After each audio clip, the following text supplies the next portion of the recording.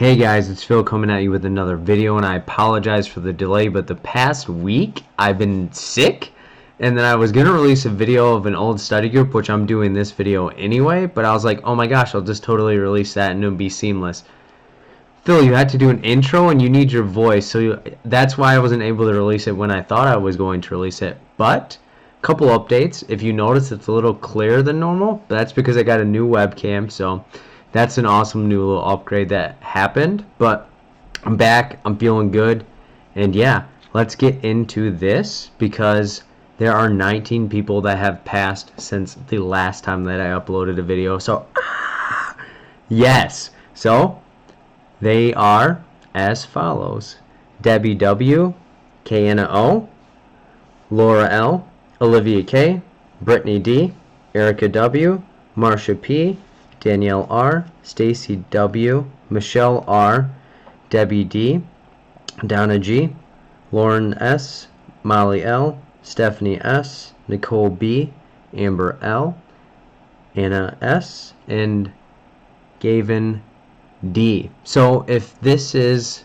of interest to you and you want your name called as well, send me an email at berda24@gmail.com when you pass, as well as if you'd like to, leave a review and like on my Facebook page at Fill in the Gaps, and that will be on the screen, as well as the links for those will be in the description.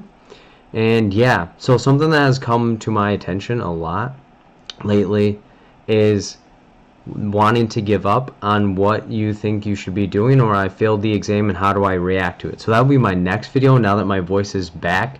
But my biggest suggestions up front are let go of where you think you should be currently going and embrace where you currently are. A lot of times we get into a process and a goal and we forget where and why we started that goal in the first place and want the key result, which in this case most of you that watch my videos is passing their exam. But a lot of times we forget how powerful we are, or how much experience we currently have, or what we tried before worked. Just need a little bit more push, and changes and small changes create the biggest result. And again, this is going to be a video going into an old strategies and techniques that I suggested. So those that have been rocking with me for a long time, it's going to be an OG video with me having the beard. So look forward to that if you haven't seen that. Yes, I used to have a super duper long beard, but it's going to be a long study group, and it was a free study group. So some of the information is going to be outdated, such as the new study groups and stuff like that. But still very, very relevant. A lot of the things that I say in that video are still things that I say today. So they stand the test of time. So, and if anyone is interested in recent study groups or future study groups, I guess, the next ones are 623, Freudian Theory, 630, Client Interventions, 7-7, Human Developmental Theories. And again, guys, I appreciate all the support, and I'm very, very blessed to be able to help so many people, as well as give back as much as I possibly can as well. And if you have any questions or want to get in the study groups, or let me know that you passed your exam, my email again is berda24@gmail.com. And if you would like to be acquainted or associated with my Facebook page, it is Fill in the Gaps. Thank you guys so much. Sit back, enjoy, and I'll see you in the next video. Peace out, guys. Subpoena and court order. So subpoena, like the word sub is in there, so substitute. Also peon, we don't really respect peon, so that's where we can insert privilege. Anytime we get a subpoena, because that's going to be from a lawyer, not a court specifically. And that is where we insert privilege. What is privilege, you might be wondering? Privilege is where we basically don't tell the person that wants the information anything. And then the second step is we always talk to the client to see what they want in regards to the subpoena. So that is basically what the trip up is: subpoena and privilege. It's just a super fancy term for, I'm not going to tell you anything. And then you go to the client to confirm that they don't want you to tell you anything. And then the court order is the one where we can't assert privilege because it's an order from the court. So an order is something we can't ignore. This is where we go to the client, tell them that we're going to be disclosing stuff. Consult with your supervisor if you need to regarding the information that we can and what the particular procedures are. And then if you feel like it's going to be detrimental to the client as well as their health and or mental health, that is where you can advocate to not disclose the records. Because remember, we have to defend our clients' rights as well as their own health as well as mental health before we do anything. So that's in regards to the subpoenas and court orders. Importance of supervision. Anytime that the social worker is bringing something into the therapeutic relationship that could present problems towards progress, client presentation, any issues within us when regarding the client, that's where you talk about supervision, as well as anything the client's bringing in that we don't feel like we have enough training in. That is when supervision is going to be a viable option. When is it better to refer a client out rather than doing supervision? Good question. When the client's bringing in something to us that we feel like could be detrimental to the therapeutic relationship. For example, let's say I'm seeing a client and they're say, Phil, I think you're really, really attractive. How about we go on a date? I don't think we can work together. That's just me. But that's where supervision is not going to help that. It's not going to change the client's feelings. So whenever the client's bringing something into the therapeutic relationship, that's where it's better to refer rather than seek supervision. Theories. What should you know about the theories? It's a good question. So regarding the theories, there isn't a really particular science behind how much you should know or how little you know. And in regard, should you know the theorist? I personally haven't heard of someone having to know the theorist. However, every exam is different. And I'm not going to sit here and lie to you and say, I can tell you exactly what's on your exam. Because that's just not entirely the truth. And that's just not where I come from. I would rather keep people informed and know what to expect. And what you should expect is surface level of the theories and what it would look like within a client presentation. So that's the theories. I do study groups occasionally on the theories because people like to know the semantics, and sometimes their prep programs don't really go in depth, or they go in depth, they just don't explain it in a way that people can understand them, which is okay. That's where you need to know the information about and what is important in regards to your prep program and the limitations as well as the strengths of it. Legal. Should you know legal stuff for the exam? As I said before, I can't really guarantee or tell you what it is going to be on your exam.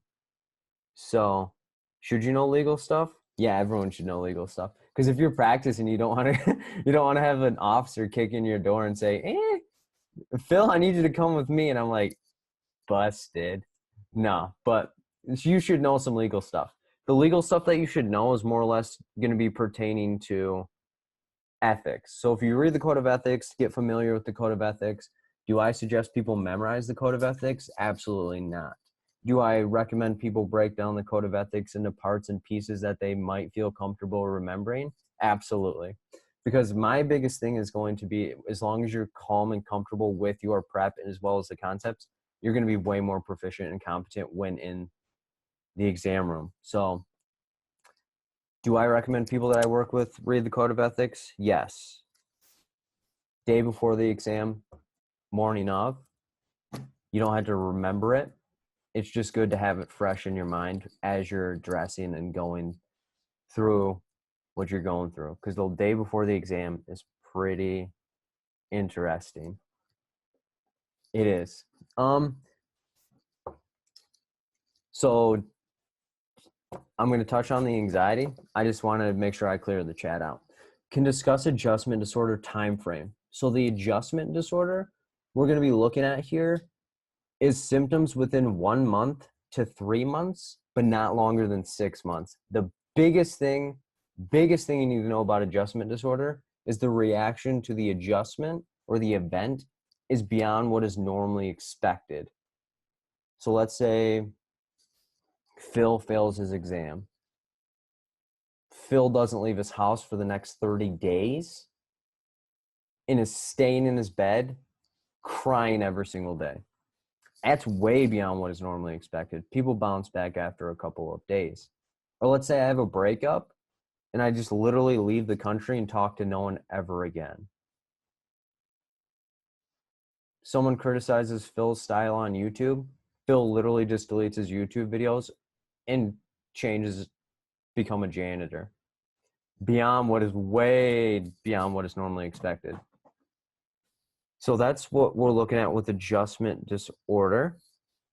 If clients having suicidal ideations do voluntary, involuntary hospitalization, my gut is telling me voluntary first. Oh, of course, yeah. You always want to give the person the option to consent to their treatment. Like, let's say I have somebody that's wanting to kill themselves in my office, and I'm like, maybe we should talk about the suicide thing. And they're like, yeah, I think that's a good idea. And then I start assessing, gathering information, and they're like, I ain't going to that hospital. You aren't going to make me. All right. Why don't you want to go to the hospital? As I'm hitting the button to get them the emergency department into my office. And then I'm just keeping it going. Cops come, and then I say they're dangerous to themselves and they're probably going to kill themselves, so we should get them assessed by psychiatric hospital. So you always want to give them the voluntary option first, because we don't want to refrain or restrain our clients. We want to give them the self-determination, being able to determine what happens to their care. I'm working on my study. How often do you think we should study per week? Is this our second time? So study time. Did you already go over acronym? I was a little bit late. I did not. Erickson, PJ, yes. So big heavy hitter theorists that at the KSA say that we need to know. Freud, Erickson, PJ, Mueller, Kohlberg, basically the main ones. What's your recommendation for the day prior to the exam? It's a good question. Exam prep. How to remember generic / medication brand name? So meds. Can you explain substance use disorder versus substance use induced? Yeah.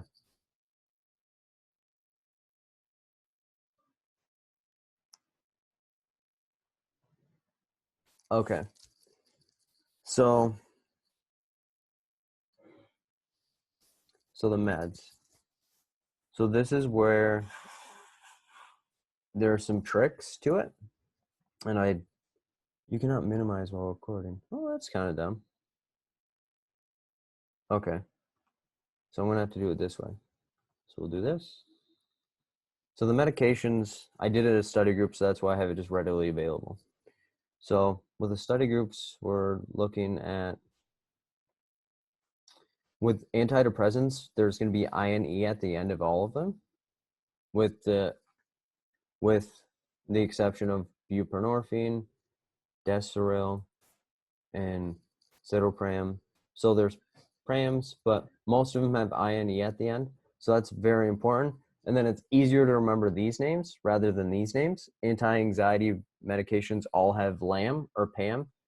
So Pam needs some anxiety meds to handle her LAMs. Mood stabilizers, it's hard to.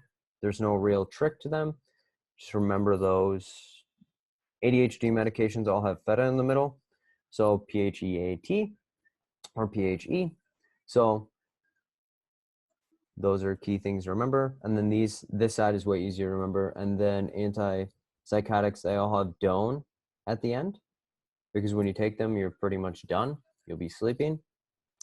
And then that is how I suggest people remember those. So that is pretty quick there. And of course, if we work one-on-one, I'm a little, or in the study group, it's a little slower, but I have a lot of topics to rip through. Study substance use disorder versus substance use induced disorder. So substance use disorder is where somebody has an issue with a substance in particular. Let's say it's cocaine, and you have to have 2 out of the 12 criteria. Criteria meaning, Moses, here we go. So you're taking it more than you expected, or large quantities over longer periods of time. You're giving up major role obligations such as work, school, anything like that. You have cravings, you experience withdrawal, you establish tolerance, giving up major role obligations or interpersonal relationship issues associated with the substance. Covered the majority of them. So somebody has some like influence within that. Substance use induced would be if somebody is like withdrawing or they use the substance and let's say they start hallucinating. Somebody takes a drug, they start hallucinating, they wouldn't have schizophrenia, they would just be having a substance use induced psychosis. Or let's say somebody gets manic every time they use a substance. It's going to be substance induced bipolar disorder or mood disorder or something along those lines. So that's how we tease those out. Induced disorder is just in the absence of the substance. They don't have the mental health issue. So that's that. And the topic, hang on. Well, I need to compile a document like that. Yeah. So my study groups are pretty dang compiled and efficient, and people understand them pretty well. Social worker is meeting with a teenage mother who is using cocaine 2 or 3 times a week. Can you report for an unborn child? Man, so that's interesting. There was a court ruling apparently recently where we cannot consider unborn children like child abuse. It's pretty rattling. So I would say unborn kids we cannot report because that is like beyond our hands. But if the child is walking around, roaming around, that's where we can start doing that. However, don't quote me on that, guys. This is just because it's new. Shin did like a video, not a video. She was posting about it. Some other people were posting about it. And oftentimes we don't do unborn. We just refer them to the services that would help with it. Most times it's substance use. So substance use is where you would coordinate them to a doctor that would give them like Suboxone, Zubsolv, anything like that. But don't quote me, I'm not medical. But unborn kids we often don't report on. It's only once they are born that we can do stuff with. So, however, don't be taking me to some licensing board and being like, this is what he's telling people, because I am just giving it based on what I would go with. I'm a visual learner. Do you provide slides and handouts? Yes. During my study groups, you get all of my materials as well as the recording of the group, which you guys will get recording in this group, which is going to be kind of different for me, but I'm cool with it. Yes, love the study guides in private session was great. Thank you. Can you explain anxiety unspecified? Yes. Can't report unborn at work. That's what I heard. So as soon as they are born, yes, you can report. Yes. How much is a study group? So email me for details on that. In terms of community questions, can you review a question regarding advocating for a client in court, speak on their behalf, research policy? I'd say pick one of those topics and I can compile a question for you guys. I'll do it just for the study group. Screw it. I'll write it in front of you guys. So let me go back to the topic that I've been kind of like running away from, because every time I do, I get riled up, and I didn't want to get riled up this soon in the study group, but that's okay. So somebody asked how much time you should prep. However long you're comfortable with. I have people that have been prepping for 6 months. I have people that prep for 2 weeks like myself. I only prepped for 2 weeks for the exam. Took it head on, kicked it right in the mouth. But I have people that take a month. I have people that take 2 months, 3 months, 4 months, any time in between that. It's all dependent on what you're comfortable with. And if you're following someone else's plan, it's probably not going to be investing on yourself. Meaning, let's say somebody says, Phil, you're going to go to the library and read an hour every single day. You aren't going to catch me in no library. First off, I'm too noisy. Second off, I cannot focus in a quiet place. But if I'm following someone else's plan, I have no investment. So once their accountability off me goes away, I'm not going to follow it. So, like I said, develop a plan that you're comfortable with and give yourself adequate time. However, if you're thinking about rescheduling your exam based on like anxiety and stuff, do not do that, because it's a slippery slope. I have had people that was like, Phil, I rescheduled my exam. My first question is why? And then the second question is how far out? So I did a free study group, I think it was like a week and a half ago now. And somebody was like, Phil, my exam is on December 29th. Okay. This was like December 23rd or so. I lose track of days. And they rescheduled it. And I was like, okay, why? Well, I'm nervous. I don't think I can handle it. And then they scheduled out for 90 days out. And then my main question was, what are you going to do in those 90 days that you didn't in the last 90 days? That is best going to determine where you're going. She said nothing. So it's better to go into the exam and stay confident and take it and pass or fail it, and then wait the 90 days anyhow if you fail it. So invest in yourself, take the time on yourself, handle it. The amount of time that you should take is based on what you're comfortable with and what you feel is adequate.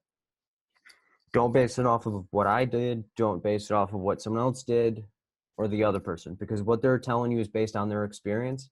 And as you know, with clients, we need to address everyone's situation differently and handle it. And people have different needs and different wants, different situations. I don't have any kids. Someone has like 6 kids.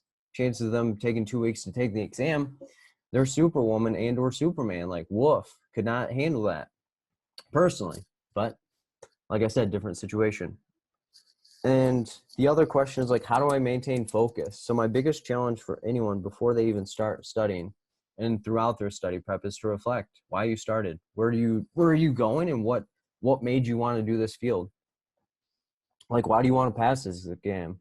Like, what do you have to lose? Like, for me, when I was taking my exam, I just always remember where I came from. Like, I passed this exam or I'm going back. Like, or if I don't pass this exam, I'm not going to be able to expand and help my family the way that I need to. I need to invest back into the people that invested back into me. Like, it'd be selfish for me during that time of me studying to be like, man, I don't need to study. I can handle this. No, I need to get in there. I need to do what I need to do. And I need to help the people that invested important to me, so that way I can handle my business. Like, I didn't start into social work so that I could coast and like not reach my fullest potential. Like, people didn't waste their time. They didn't go through the things that they went through to get me to where I'm at. Like, that's just selfish for me to be able to like stop now. Like, why? Like, and that's why I continue to do this stuff for you guys as well. It's like, I'm pretty comfortable with where I'm at, but I can't leave people that need other people to help them get there. So that's why I always tell people, identify why you started.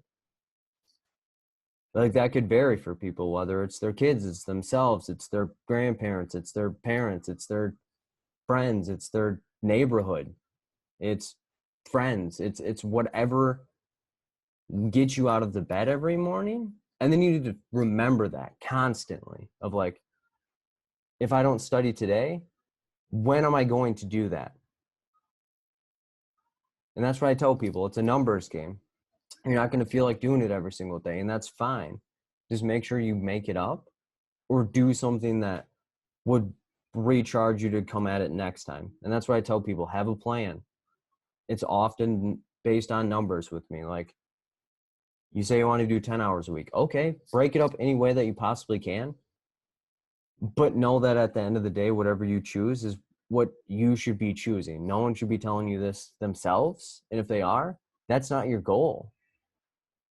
Like, it's just not your goal, you know? Like, if, like I said, somebody told me, go to the library and read. Okay, what's the purpose? If somebody in my family was diagnosed with a disorder they've never heard of, bet I'm in the library flipping pages. I'm like, but if it's for something I don't really am not invested in, you won't catch me with a book. But that's the thing, is like, if you're not invested, just be honest with yourself. Be like, I don't want this right now. Like, just be honest. Be like, all right, I'm not invested in this. Okay, I'll do it when I'm invested. But know that your journey is your own. We have people who have taken this exam 3, 4, 5, 6, 7, 8, 9, 10 times. I've talked to someone that's taken it for 11 times. what I tell those people, keep going. Why? Because each of those attempts was different than the one before. And that's why when people tell me, Phil, I've taken the exam 4 times. Okay, so this is your first time. Could look at me like I'm crazy, but that is your first time doing that attempt. Like those, you can take experience from the opportunities and stuff, but at the end of the day, like that exam is going to be what that exam is, and you need to address it as if you've never seen it before. It's because you've never seen it before. But if you've taken it 3, 4, 5, 10 times, you know the process and you've seen X amount of questions. So be prepared and use that experience as a strength. Some people in this are thinking, man, this is my first time, and are wishing that they had an opportunity to know how the process goes. It's all about experience, and in order to have that experience, you must have experienced, you know? So when you're preparing for this, it's okay. Reach out, identify and utilize the resources that you have available to you and for you. So that's how you stay focused. Like, make it something that you care about. Whether it's just to get some letters after your name, that's motivation enough. What social work do you do? So that's a good question. What social work don't I do? No, I'm just kidding. So I do 2 jobs. I have 2 specific jobs. One job that I do is substance use and mental health. So I do that primarily full time. And then my second gig of social work is mental health with co-occurring developmental disability. So it's a lot of people in AFC homes or in parents' houses or family member homes, and they come and see me. And with that population, it's more or less different. You can't really use your cognitive strategy, so it's more behavioral mod. But yeah, so I do that, and then the YouTube, the study groups, individual tutoring. So I'm quite a busy little guy, but that's and I lecture at the universities on occasion, which is what my ultimate goal is, to teach at the University of Michigan, Ann Arbor, my alma mater. So any other questions that we have? Thank you. That's why I said I often stay off the topic of focus because, man, that takes me to another level. I think that's the calmest I've done it though, so that's good. But I think it's because someone didn't ask me via like chat. Self-determination in regards to a client who is a court order and refuses to participate in services. I think you answered your question. Self-determination is just the concept of letting the client do what they want in their treatment. And if they don't want to be there, they don't have to be. They just violate probation and then they go to jail. That's just more or less what it is. You know, you can tell them like, hey, this is like your obligation and roles, but at the end of the day, you do what you do. And I do what I can to help influence it. But at the end of the day, we can sit in silence, or you can just not go. I'll tell your probation officer you're not participating. But at the end of the day, take the horse to water to make it drink. It won't drink. It has to want to drink. Can you go over anxiety during the exam? Yes, I did not forget about that. What and when will your next study group be on? Okay, so I'll allude on anxiety. So this is where, throughout your prep, I always tell people to develop a routine. And this is the attack strategy. My videos have a routine. When I have people do individual tutoring with me, I have them develop a routine. A lot of thing I do is on routine. So my videos, if you guys have watched them, I do the same thing every single time. I read the question one time, and then I break it down. And then I read the answers one time, and then I break those down. And then I say why each of them is incorrect. So that is the routine that I do personally.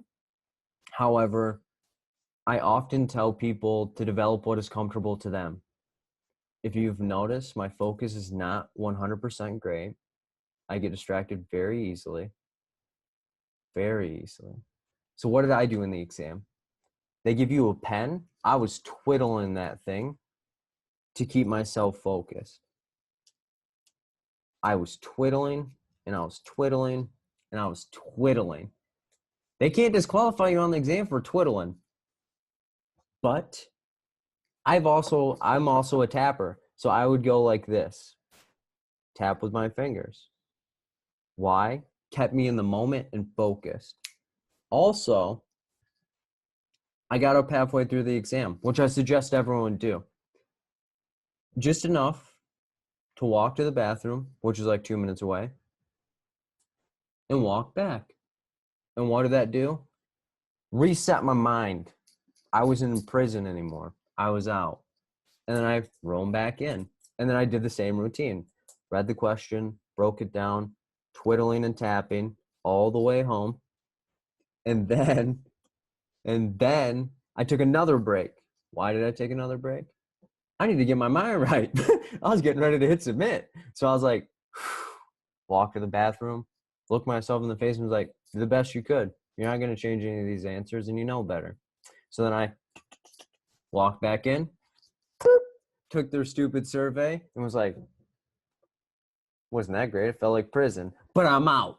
And then I was like, pew! Almost got kicked out of the exam room because I was like, but then I was like, man, they could disqualify you for this stuff. So then I roamed out, apologized, and then I was like jigging all the way. But I had a routine. I set it in mind. I knew what I was going to do. I was like, you're going to walk in there. You're going to take a halfway point break. You're going to take a break before you submit. And you're going to stay confident throughout the whole thing. You're not going to change one answer. You're not going to change one answer. And you're not going to change another answer. You're going to keep it and trust yourself. And it worked. I was like, boom, bet. I flagged questions. Don't get me wrong. I flagged like 30 of them. But tell me how many I changed. 0. Why? Because I didn't need to. I did not feel like I was going to second guess because every time I second guessed in my life, it never turned out great.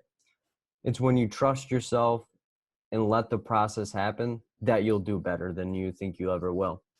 Do they let you have paper? They give you a dry erase marker and a dry erase pad that you can write on. Did you write out the questions? No, I did not write out the questions. If you need to though. So if I would know, if I had a me back then, my prep would have been a lot different. My prep would have been different as the sole fact. I would have took a little more time.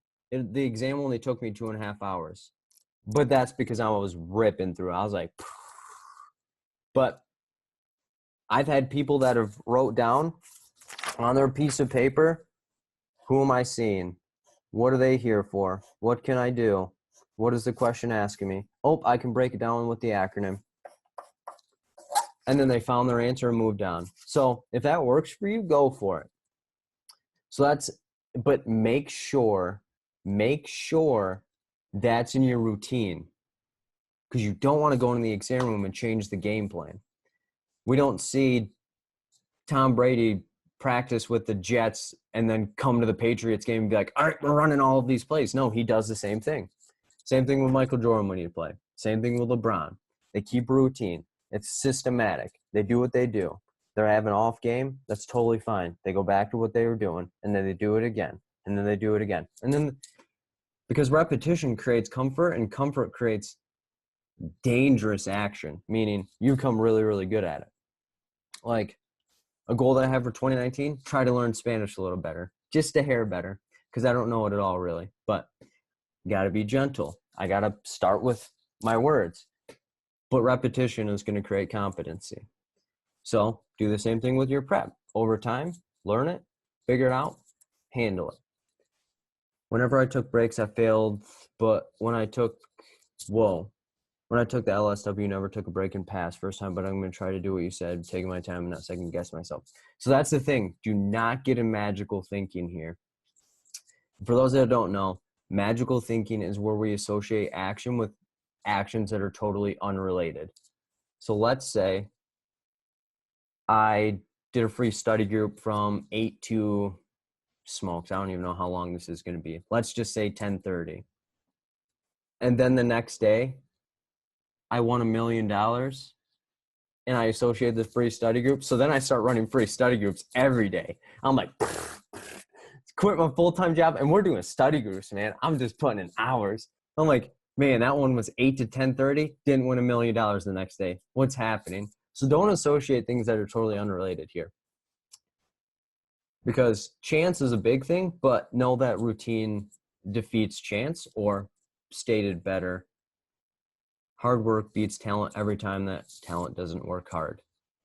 I feel like when I got the question down, 2 answers were so close. Yes, the exam is tricky, but taking your time and understanding who is the target population and what you need to do will help that. Oh, that's nice. I wonder if they'll do it in every state.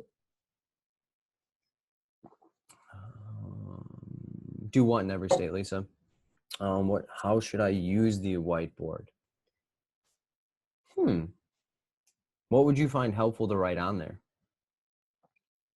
What I did is I wrote the acronym. I didn't even look at the darn book. I was like, all right, we wrote it down. Threw it to the side, and I was like, this is game time. This thing was blown in I didn't even have the S on top of it when I used it, because this acronym isn't entirely mine, but kind of borrowed it and made it a lot better. What is the acronym? So the acronym is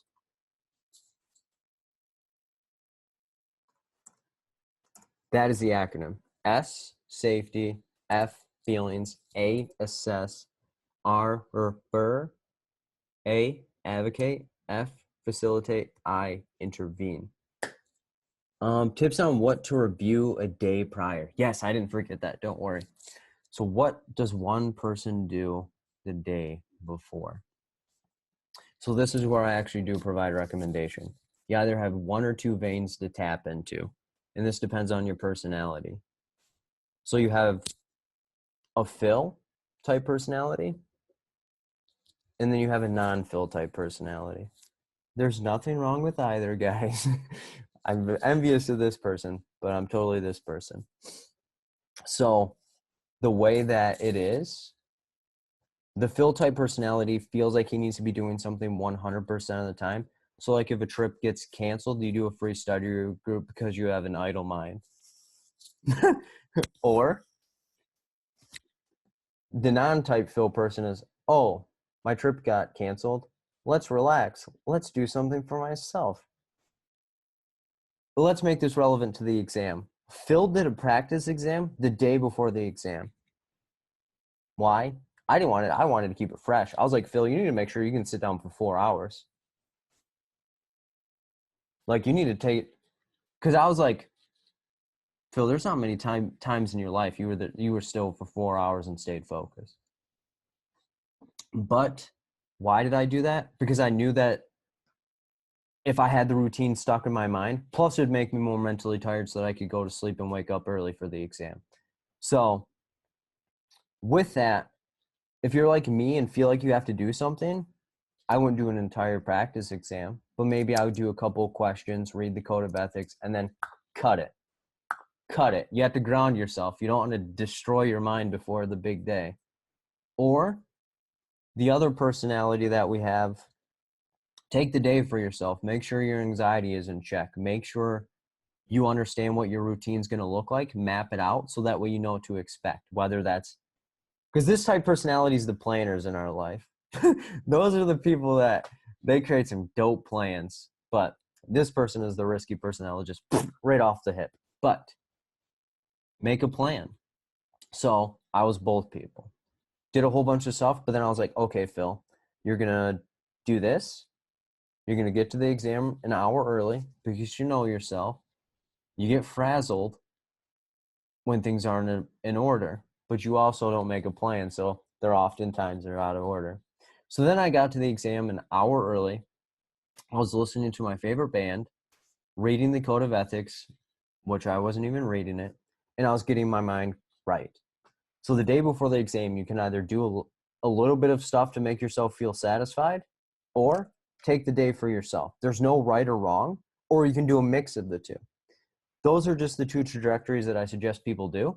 And when I work with people one-on-one, it's easier because I know your personality. I've worked with you. I know what to expect. And the negative self-talk and stuff that might happen. So the day of the exam, you just map it out, make sure it's there. Get to the exam an hour early so you know you're there. You know you're already signed in, you're registered, there's going to be no complications. And then get ready for it. What time was my exam? 8 a.m. So I woke up at 6 a.m., rocketed up, had breakfast. That's a lie. I just lied to you. 6 a.m., got in my car, had my white monster, sat in the hallway by myself outside the exam room, was like, okay, it's 7 o'clock. Exam starts at 8. What's happening here?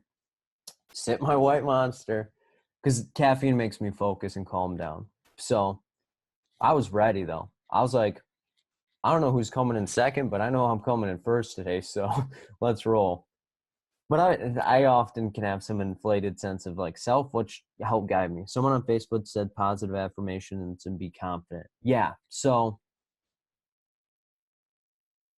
with that, like you can never go wrong with positivity. Like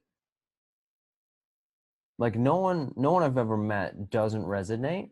What I personally would do now, I would find a track that gets me focused, makes me remember the people I care about. So that way I tap into that mind and say, you know why you're here. Like it's not a mistake why you're here and why you're doing this. Like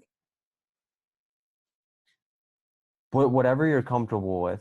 So if you want to write positive affirmations, if you want to be like do things that make you confident, go for it. You can never go wrong with that. Like I've had somebody that personally before every question you need to say, slow down, you're going to still get the right answer. You'll have enough time. 170 times, still pass though. But different stroke, different folk. You just need to make sure what you do you're comfortable with, and we'll be all right with it. Maybe I should take a caffeine pill. Depends how sensitive you are to caffeine. You don't want to take a caffeine pill that makes you want to claw out of your skin because it can make you almost more distracted. I really just want to make sure I know all the information after all I'm set, and I need to master how you break down the questions. So Lisa, you're not going to know everything. So be realistic and say, I will know as much as I possibly can, but I'm not going to get 100% on the exam. No one has, no one will, and that's okay. I still sit at the same table as people that got a higher score than me because the score is irrelevant. Because if they take a 106 exam, their score is going to be way higher than if they take a 96 exam, and that's okay. Because we still get the same jobs. I will just have a little less anxiety. If I had $1 for every professor that told me that, my professors tried telling me that I wouldn't know all of the answers, I would have $0. No, I'm kidding. There was a point in time where my professor said no one ever got 100% in his class until there was me. Don't challenge a person that's dedicated. Doesn't end well. And can we go over policy? Thank you. What type of policy? What ethical policy are you talking about?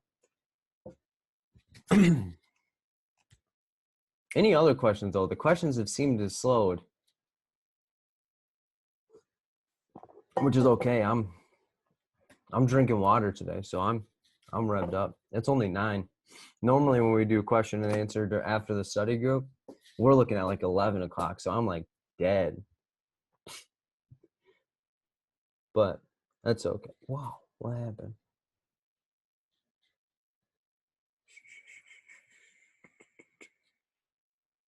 Oh, you can't. Okay, that's fine.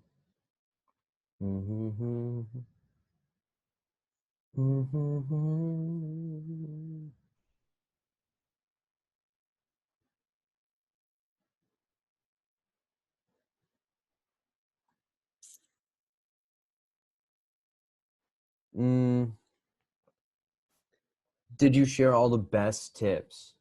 Um, I don't know if they're the best tips. I don't want to be facetious out here and say I'm like the greatest person to ever touch a pen, but I don't know. The more questions you guys ask, the more that comes to me, because I don't prepare any of this. I don't have any papers in front of me or anything like that. But besides the one that I was just writing the topics down on, I'm still in grad school, but I'll take in my test in March. Whoa, that's cool. I wish I was still in grad school. Good times. But I'm only a couple days before I get fully licensed, so that's be cool. What's your next study group on? Yes, so my next study group is on my acronym, what each level means, and then I'm going to be breaking down practice questions and applying it and having you guys do it as well. So that way we make sure you guys have some more competency around it. Thanks for answering my question. Yeah, you're welcome. That's why I do these things, to make sure that people, what about process use and process use and problem formulation? Say a little bit more about that. I'm a little confused. What about research questions? What about them? On what day? So it's on the 6th, January 6th, because I was supposed to be out of town, but we canceled the trip, which is okay. And so the next study group is January 6th, 7 to 9 p.m. Eastern time. Will you do a study group on community? Yes, it's on January 13th. Time. I have to log off. Did you say we can review this video on YouTube? So I'm going to post it on the response, like where you guys got the link. How much are the study groups? Send me an email for the price on those. Will research be on the exam? Trish, I can't guarantee that, but what I can guarantee is that you're going to have 170 questions compiled by the ASWB that were random. If a social worker worked in an agency and there's a new policy or existing policy, what should we do? Wait a second. If a social worker worked in an agency and there's a new policy or existing policy, what should we do first? Know the policy? I don't know. I don't know what you're trying to get out of that. Like if there's a new policy that overrode an old policy, or validity, quasi reliability research. So Trish, there's no guarantee to know like exactly what's going to be on your exam. So I can't really help. A few or trash. A few what?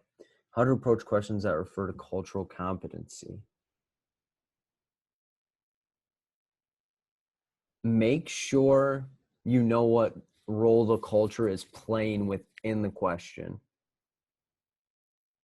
Because sometimes the exam will throw culture in there to throw you off and it's irrelevant. Meaning, we need to respect people's culture and where they come from and their beliefs. But at the end of the day, you have to understand, is there a safety concern? If so, culture is irrelevant and we address the safety. Is there something in the code of ethics that tells us that we can do it? For example, bartering. If someone's culture is to barter or give gifts and it's more disrespectful to decline gifts, as a social worker, we can actually accept gifts as long as it's not super monetarily valued, as well as like if it's more detrimental to refuse it than to accept it, you know? So know what we can and cannot do. Factor and process used in the problem formulation under assessment and method and technique. I still don't understand like what you're trying to get at. But if you clarify, because like I said,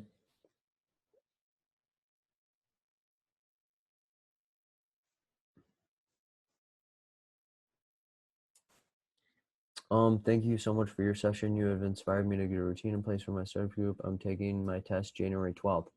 That's exciting. I was thinking about rescheduling, but you're right. Why reschedule? I'm going to Rocket. Thank you again. We'll look out for information on the next study group. Thank you again. You rock. No, thank you for coming. Like, if I could stop one person like I did you from rescheduling, I'm satisfied. Like, that's the best Christmas gift I could possibly get at this given moment. Like, to instill confidence in somebody is not something that you can do every single day. And if you need anything in the meantime, reach out to me. Like, I'm available. But after the first of the year, Phil's gonna be a little harder to find because I'm gonna be working all three jobs again. So a social worker received a court order to provide records of a former client. If the social worker submitted record, client will be in danger. In this situation, what should the social worker do?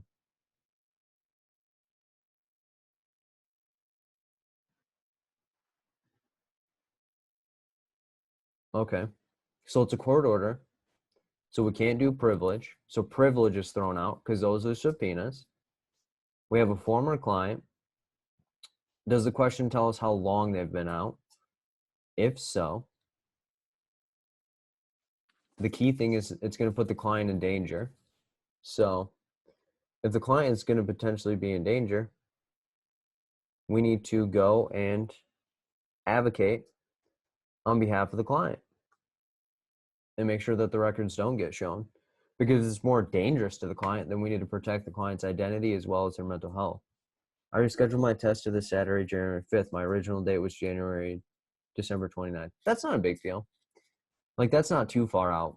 Like, 6 days is plus it lets you have a New Year's, so that's okay. I'm only talking if you reschedule for like months ahead or like even a couple weeks, as long as it's within reason and the reason for you rescheduling is actually life being on life's terms rather than you talking yourself out of it. Like, I don't mean you can never reschedule. Shoot, if anything, I am going against my own rule. I pushed my exam up 3 weeks. I'm guilty. I just can't wait. But I rescheduled, just the reverse of what people normally do.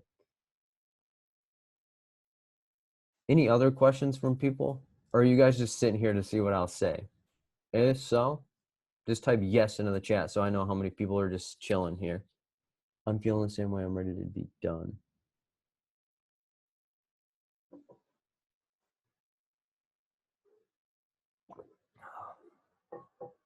Honesty is the key here, guys.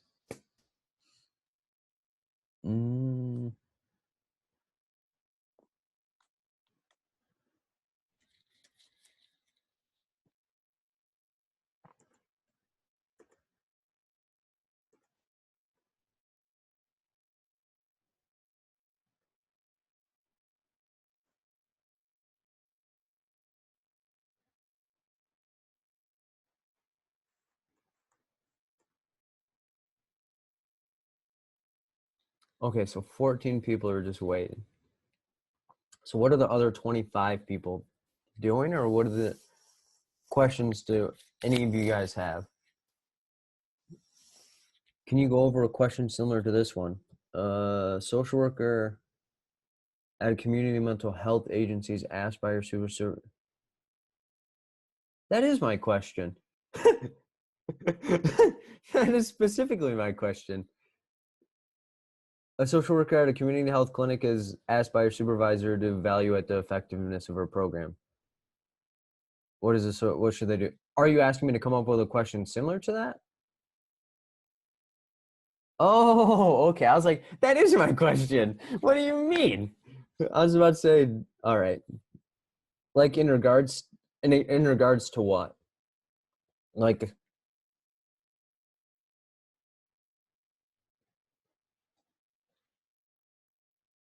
because if you give me like a small gist of it, I'll write it. I just don't know what you want me to test you on.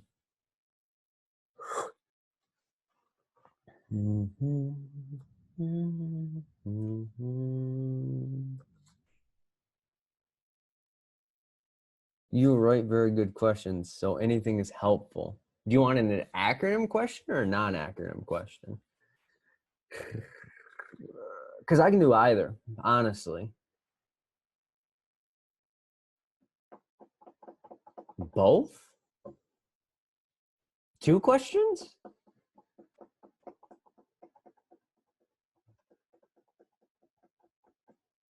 About strategic family therapy. So that'd be a recall question, more or less. Not acronym. So a reasoning question in regards to ethics or research? Research.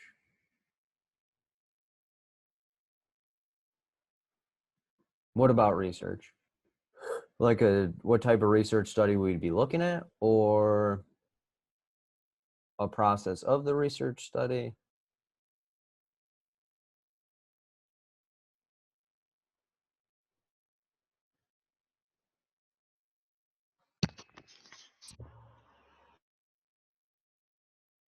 Because it's difficult for me to write questions when the topic is so vague.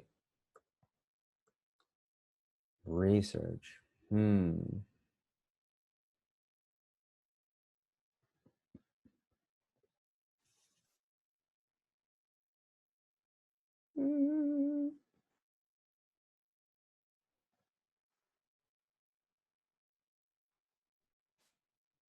What type of study we're looking at? Okay, that should be easy. Let's see. Mm.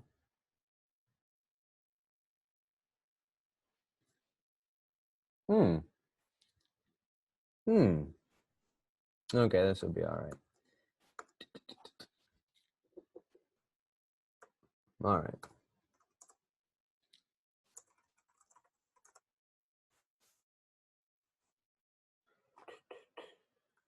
All right. So a social worker is asked by the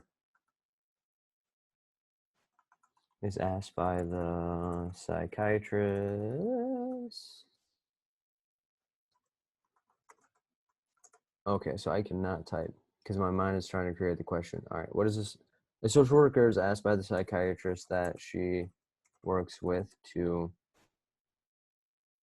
help her test out the effectiveness of her of a new medication that helps decrease the symptoms of depression. Oops. The social worker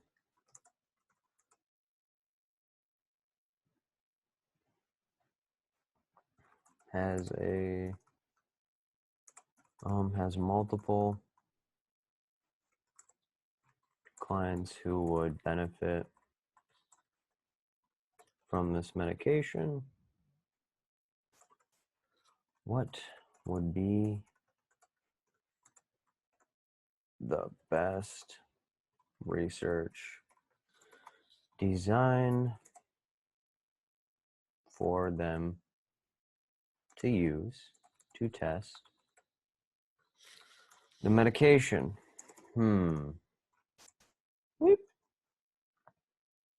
Oh, come on.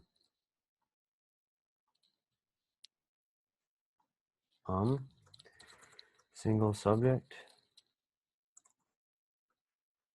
quasi experimental,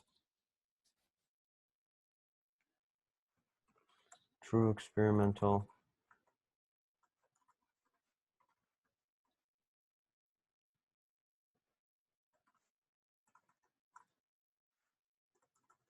double blind, 2 variable study. Okay. Let me make sure it makes sense. Social worker is asked by the psychiatrist that she works with to help her test out the effectiveness of a new medication that helps decrease the symptoms of depression. The social worker has multiple clients who would benefit from this medication. What would be the best research design for them to use to test the medication? Yep, that makes sense. Okay. So with that being said, let me open up the poll and see what you guys think. That's always fun. Oops, not share. Relaunch. Okay. It's always fun for me to, oh man. It's always fun for me to write questions. Plus it gets you guys to see that I'm a human and write my own questions. That begs the question, what is the best answer?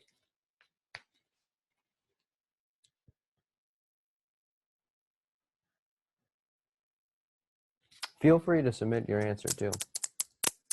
And Anne, is this what you were looking for? I just want to make sure.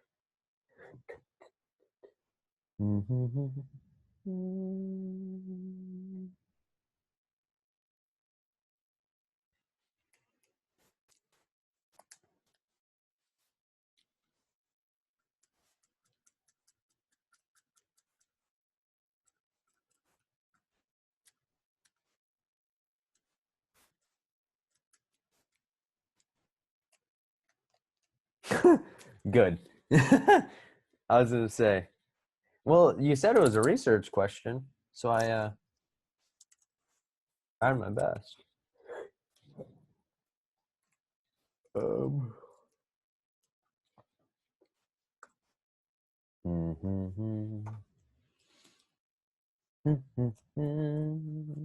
But this is good practice. I appreciate it. Thank you. Yeah, you're welcome. I try my best.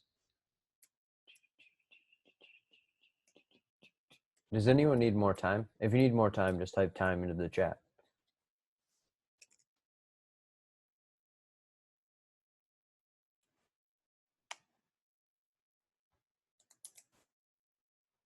All right, I'll give 15 more seconds.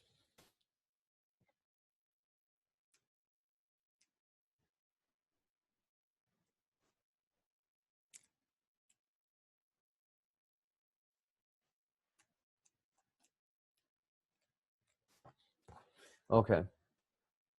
So we have a mix of a whole lot of stuff. This is where we lied. Almost every single answer is represented. So let me break it down. Not an agency, but we're working with a psychiatrist. We want to test the effectiveness of a new medication, and it helps decrease the symptoms of depression. Multiple clients who would benefit. What would be the best research to test the medication? So recall here. So with this is where it gets tricky. So a single subject is where the person is their own independent, is their own change agent, if you will.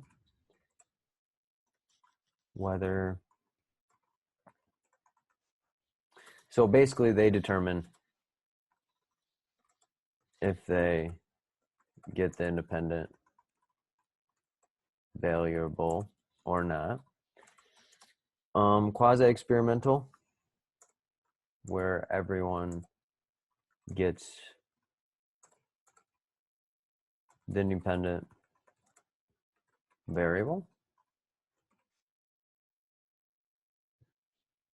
True experimental.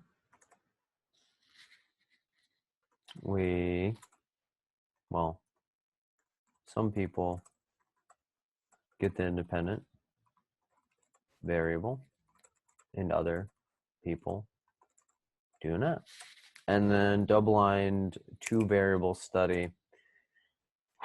The researcher and participants do not know who gets the independent variable.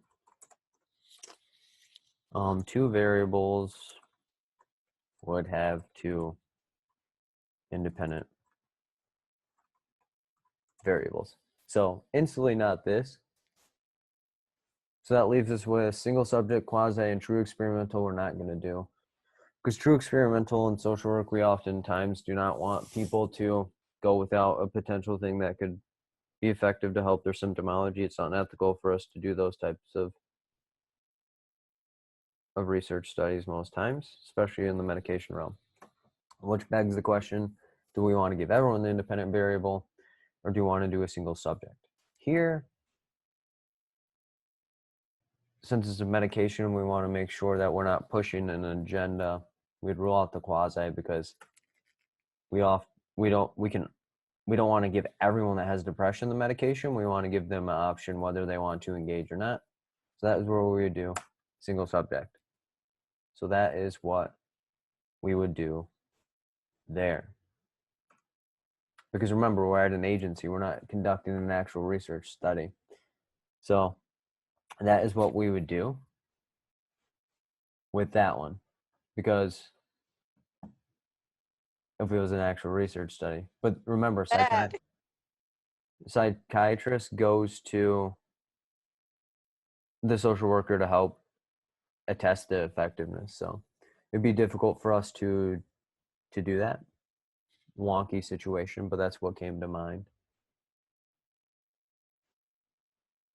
Yes, I got that. Right. I hate that I doubt myself.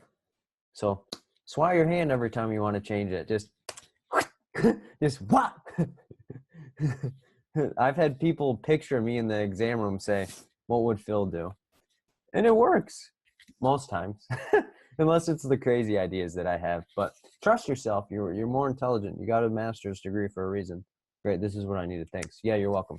Does anyone else have any other questions that we're looking at or for?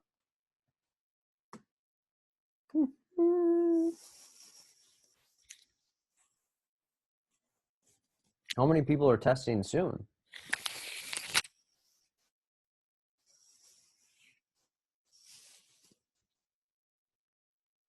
Okay.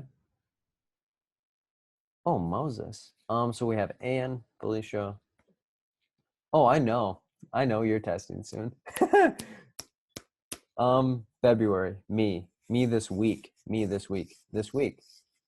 I'm scared. Me. Okay. How's everyone feeling about their exam being this week?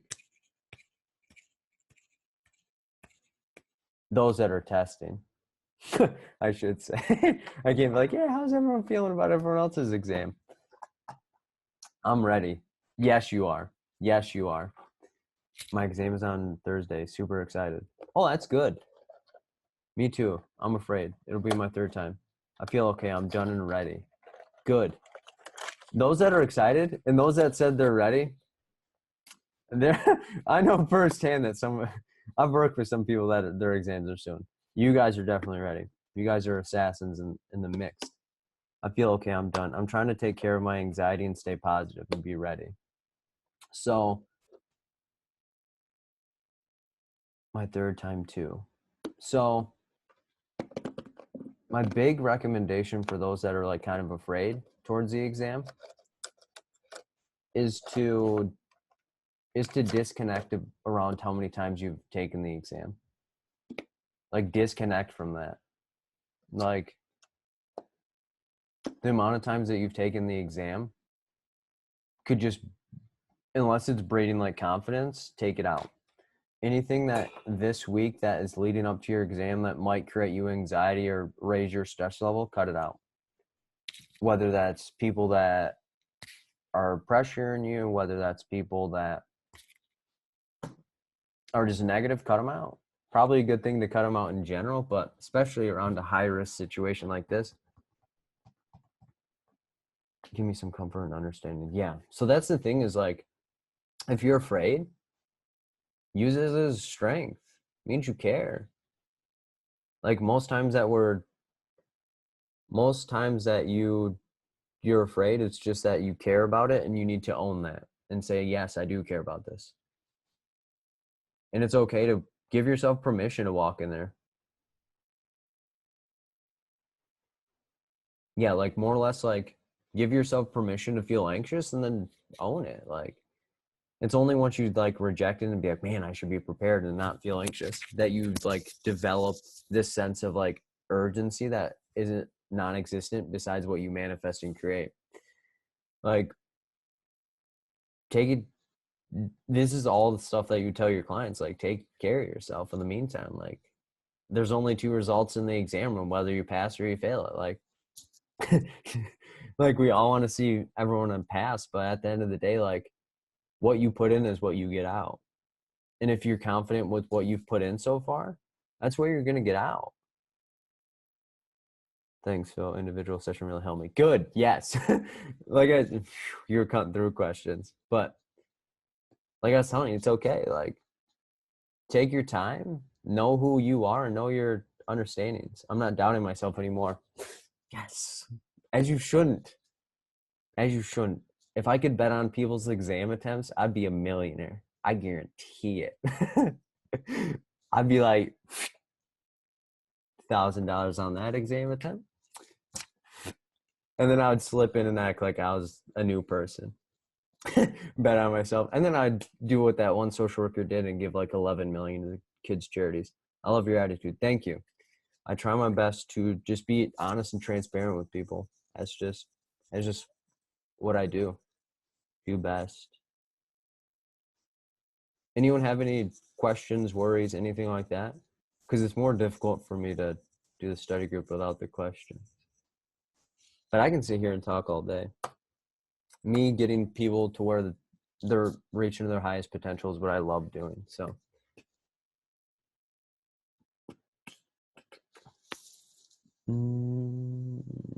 this is my first time. Took the exam in my country.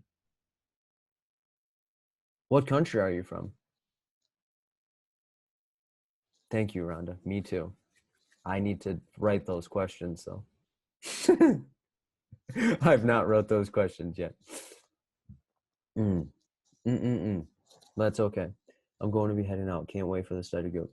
Thank you. I cannot wait for it either. That's why I had to do one tonight. I wanted to make sure that Puerto Rico took my exam in 2012. Is your primary language Spanish? Yes. Okay. My recommendation? Make sure you understand the questions, and any words you don't understand, associate it with the words that you do understand and go from there. Yes, try to apply for accommodations entirely. But some stay, me too, I also did my master's from my other country.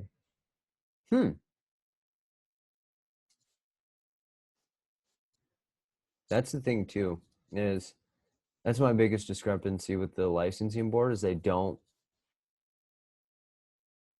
let people take the test in other languages. That's my biggest frustration.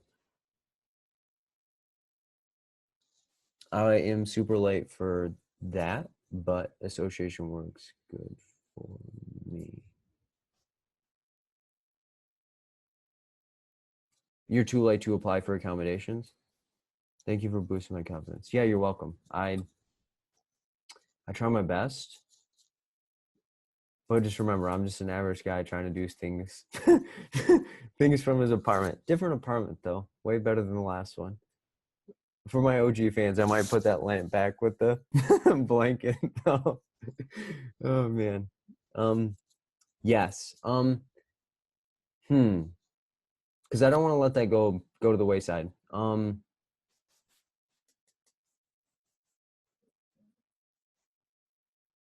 Yes. Take it slow. Make sure you understand what the questions are saying, and more or less, I would say. And know that even if you if you don't know an answer to a question, just give it your best effort and don't monopolize your time on one question because you don't want to raise your anxiety based on time.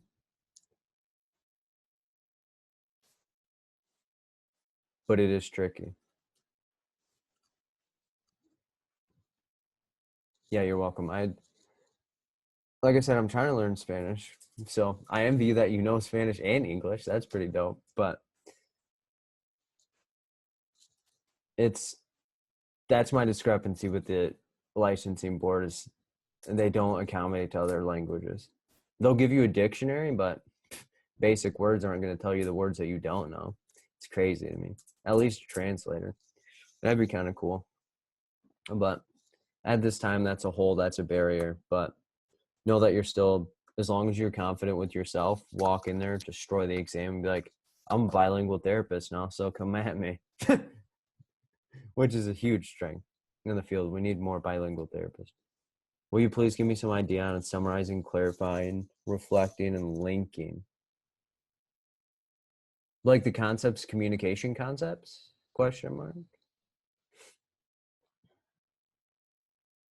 Yes. Okay. Summarizing is where your client says a whole bunch of things and you basically say, like, if I was going to summarize that last person's question and stuff, I would say, so it sounds like you're a little bit worried about the exam because Spanish is your first language and English is your second, and the exam happens to be in English, and you're still going to go in there confidently and destroy the exam. Does that sound right? And then they would say, hell yeah, that's right. So that's summary. You just basically provide a synopsis of what you discussed in the meantime. Clarify. Clarify is more or less you asking for something that you don't know. More or less like, okay, it sounds, you said, like when I was asking them, okay, so what country are you from? That's clarifying. I did not want to assume that they were from, let's say, Canada. And when I asked, okay, so what language do you speak? You're from Puerto Rico. It doesn't mean that your first language is always going to be Spanish. They could be like, well, French or Chinese or Arabic. So clarifying is just asking for information that you don't know. Reflecting is just mirroring what they say. Someone says, man, I've had a really tough week. Sounds like you've had a really tough week. Linking. That one I'm not entirely sure on. However, if I had to give my good Phil guess, it would be, so you said this at one point in time, and now you brought this up. Are those two associated? You're linking the two statements together so that the client could understand that, oh, these are similar situations that you can ultimately overcome at the same time. Thanks for the group tonight. Are you available for one-on-one sessions? Yes, I am. So if you need some, let me know. Because like I said, I was not expecting to be here tonight, tomorrow, and the next day. So I am wide open. Unless I check my email and people are sniping, but that's okay. We still work. Any other questions? We seem to have dwindled to half. Still a lot of people though, so I'm still full of energy. We've been going for close to 2 hours, but I don't know.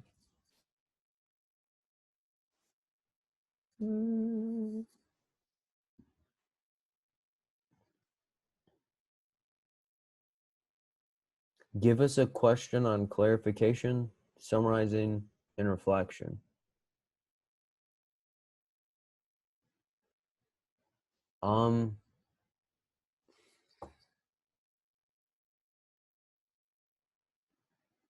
Okay.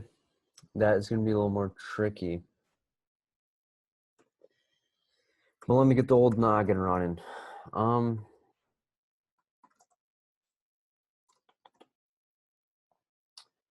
Okay, so how old do you want this person to be, and gender and presenting problem?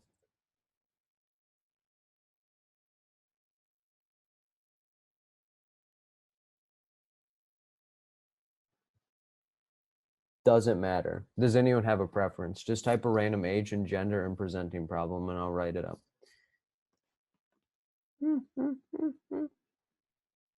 10 years. Oh, okay, I'll go with 36. 10's too young. You can't really delve deep into 10-year-old statement. Well, you can.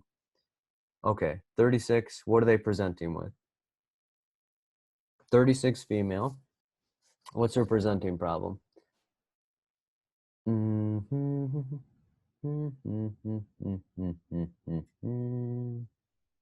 The 10-year-old will be the actor.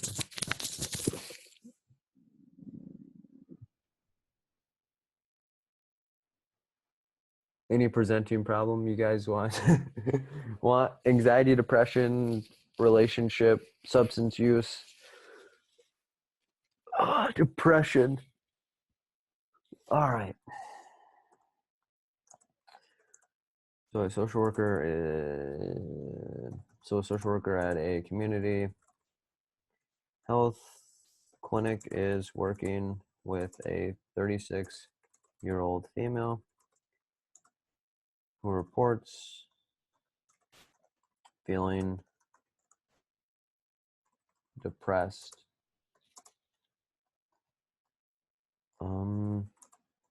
The client reports that her dog that she had for 10 years was recently run over by a car. The client reports that she really cared about the dog and that she feels like it is her fault. The social worker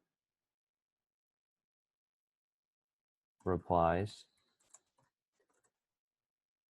"This sounds like you really cared about your dog and are feeling more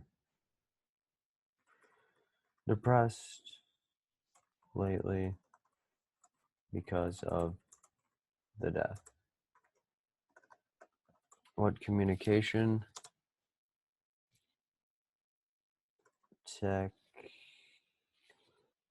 technique did the social worker use?" Reflection, Reflection, clarification, summarizing, or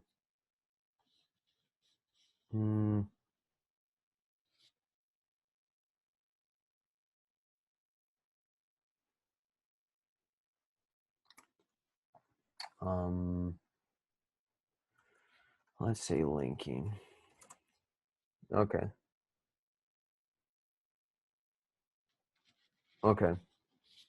So a social worker at a community health clinic is working with 36 female reports feeling depressed. Client reports that her dog that she had for 10 years was recently run over. Client reports that she really cared about her dog and that she feels like it is her fault. Social worker replies, "It sounds like you really cared about your dog and are feeling more depressed lately because of death. What technique?" Okay. So let's open the polls and see what we're looking at.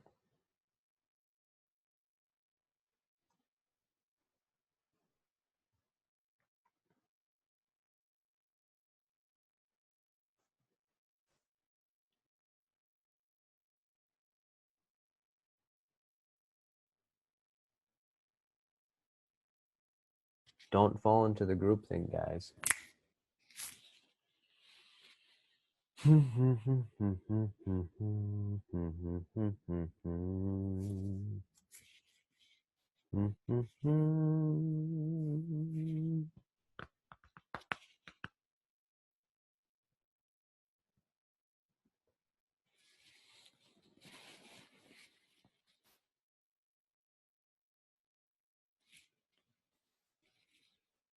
Okay, does anyone else want to answer?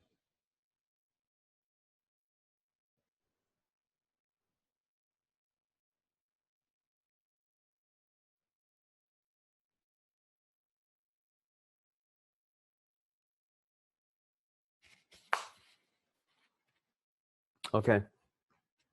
let's see what we're looking at here. So here's the results. Majority thought it was A. Some thought it was C. Some thought it was B. Let's roll. So who are we? Social worker at a community health clinic. Who are we looking at? 36-year-old female feeling depressed. She reports that her dog of 10 years got run over by a car. Reports she really cared about the dog and feels like it's her fault. Social worker replies, it sounds like you really care about your dog and you're feeling depressed because of the dog. So, per usual, recall. And we know the terminology here for all of these. So it's definitely not linking because it's all the same scenario. Not clarification because social worker is not asking for clarification. So then we have reflection and or summarizing. So remember, reflection is where we mirror exactly what the client said. And the client said that her dog died and she cared about the dog and felt like it's her fault. And summarizing is just giving a synopsis of saying this happened, this happened. So with this, we're going to rule out reflection because the social worker is basically summarizing exactly what the client said because the client did not say that she was depressed because the dog died. But that is how we would look at that one. Can you discuss process of changing for substance abuse population? Say a little bit more about changing. I got it wrong. Yeah. I didn't really have a whole lot of time to explain the concept, but remember, reflection is like mirroring exactly what they said. If you would have said it sounds like you feel like your dog's death is your fault. That's reflection because we're reflecting exactly what she had said. Summarizing is we're just gathering all of the details and roaming through them all.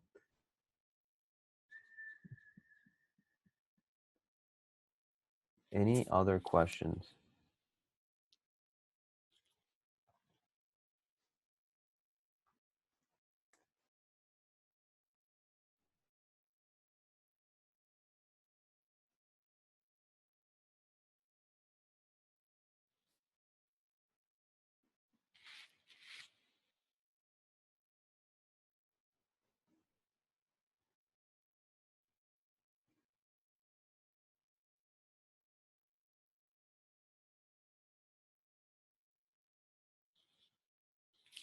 Oh, can you go over a question where you use the acronym? Yeah, I totally forgot about that. Oops. All right. So we have a 10-year-old. What is the 10-year-old presenting with? How far down the acronym do you want us to get?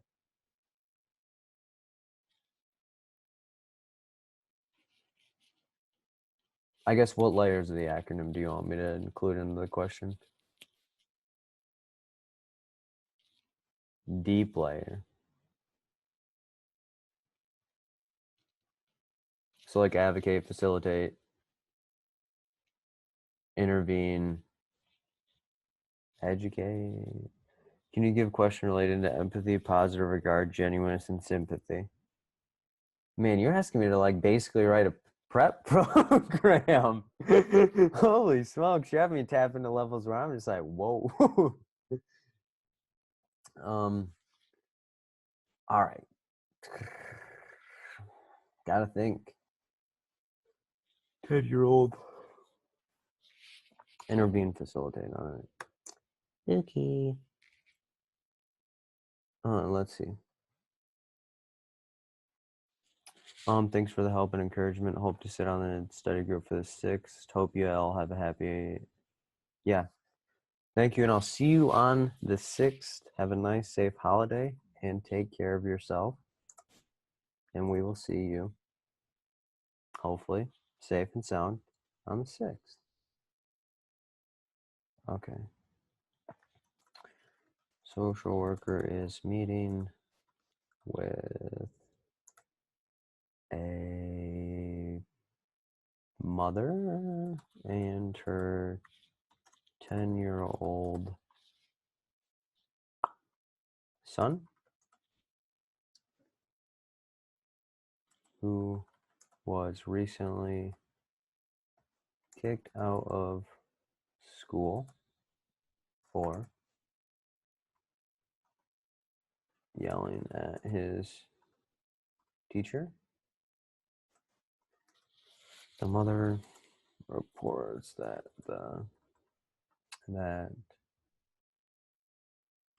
her son has been getting more angry since the death of her husband 6 months ago.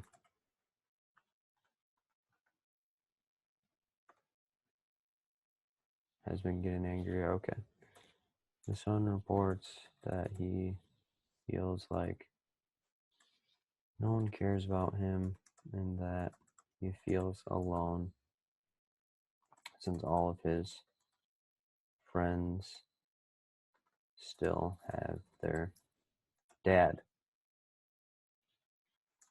The mother and son both just want things to get better for him. Whoops, not sure what happened.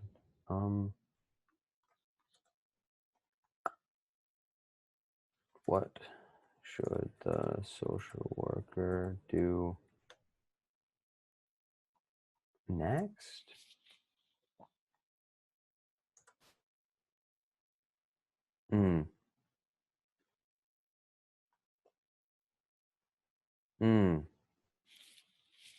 So I need to utilize intervene, facilitate. We can put some advocating in there.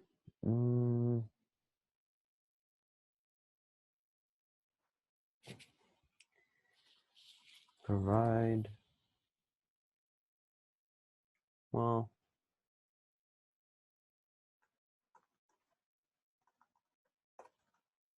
assist the family to identify positive strategies to better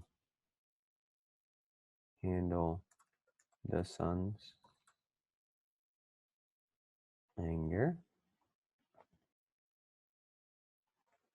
Provide the boy a list of anger management techniques for him to try at home.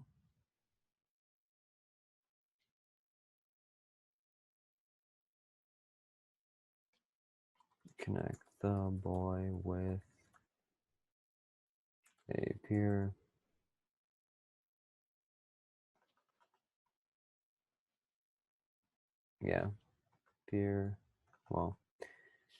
a grief and loss peer support to ensure the boy has a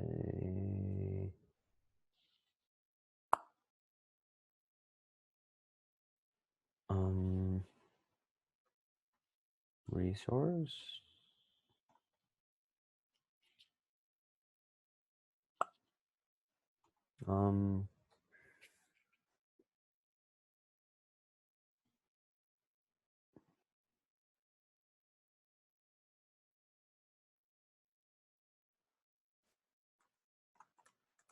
refer the son to a behavioral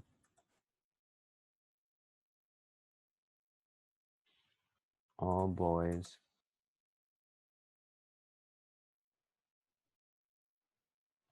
school. Okay. So the question, a social worker is working with a with a mother and her 10-year-old son who was recently kicked out of school for yelling at his teacher. The mother reports that her son has been getting angrier since the death of her husband 6 months ago. The boy reports that he feels like no one cares about him and that he feels alone since all of his friends still have their dads.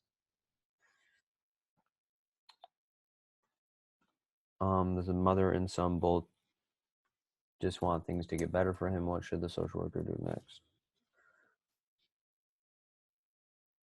All right, let's see what you guys think.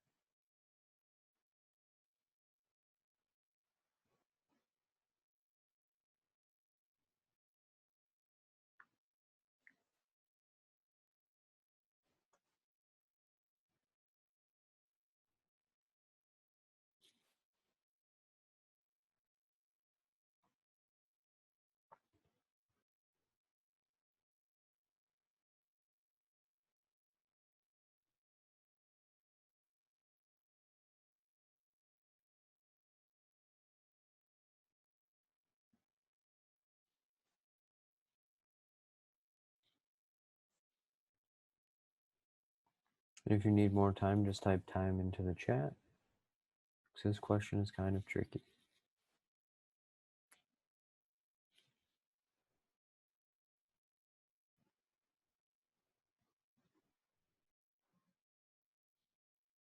Okay.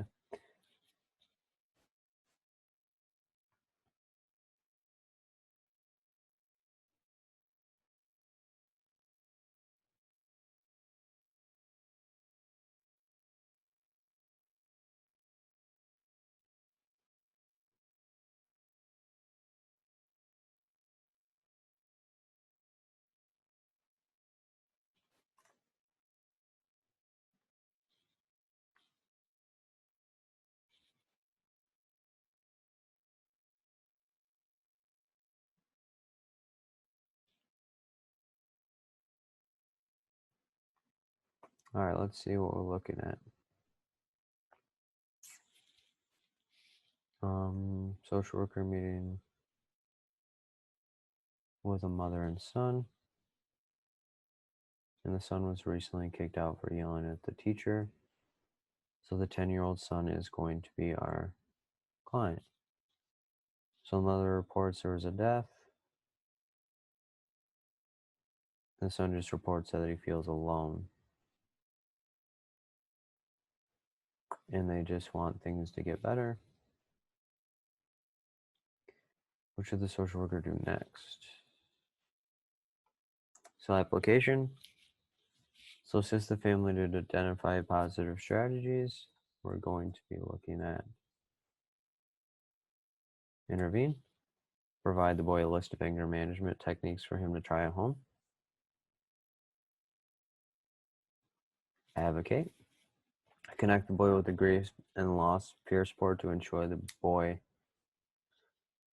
has a resource. Facilitate. Refer the son to a behavioral all boys school. Refer. And we'll instantly rule that one out because that's not what they want. And it's not entirely needed.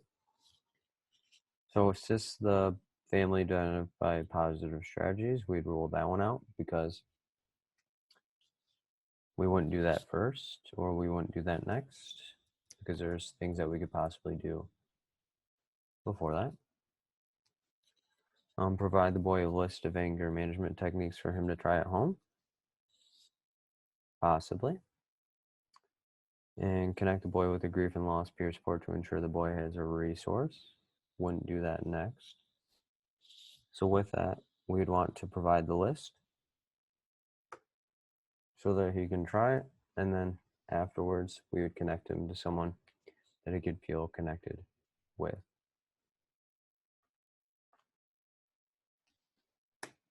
So that's your deep acronymed question. And that was kind of off the top of my head, so I can't really gauge there or quantify.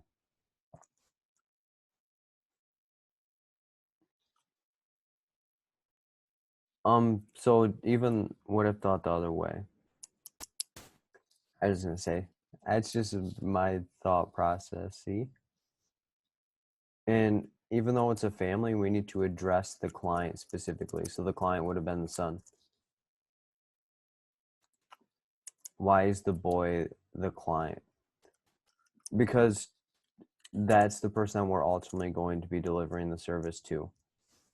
The mom was just coming there as a relay of information. I thought it was best not to provide information to a client at home because the client came up for us for help. So that's possible. That's where we would want to start is we know there's a death. Yeah. Thought it was best to provide. Well, the thing is like we'd want to start with the least amount of measures. So we need to like have him try something before we can have main things instructed. Give him some sense of like buy-in in their situation. Doesn't refer come before advocate in the acronym. It does, but in that sense, the referral source was to an all behavioral school, like all boys behavioral school, and the kid is reacting to the loss rather than having wildness, like behavioral problems.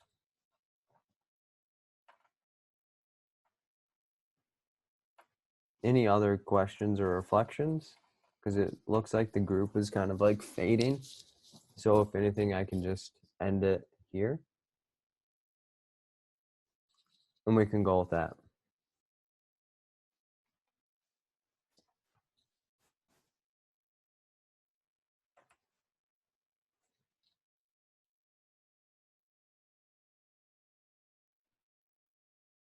Okay. Well, if no one has any questions, then the answer was to provide them a list and have them try it at home. Because it's an advocate. Advocate is where we ultimately leave it up to the client to deal with the situation.